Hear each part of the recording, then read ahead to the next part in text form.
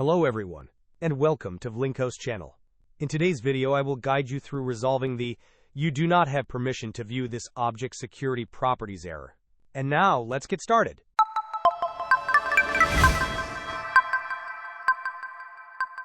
When you face the error stating you do not have permission to view this object security properties, it usually means that the permissions for the specific file or folder, which we refer to as the object, are incorrectly configured. To fix this, we need to adjust these permissions. Start by right-clicking on the object in question, whether it is a file or a folder. From the context menu, select Show More Options, and then click on Properties.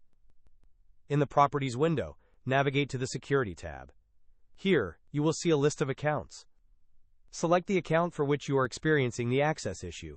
Once selected, click on the Edit button. Within the Edit Permissions window, ensure that all checkboxes under the Deny column are unchecked.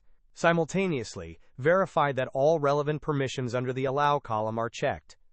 Specifically, make sure that the Full Control option is checked if you have the ability to modify it. After making these adjustments, click on OK to apply the changes. You may then need to click OK again on the Properties window to confirm. Alternatively, clicking Apply followed by OK will achieve the same result.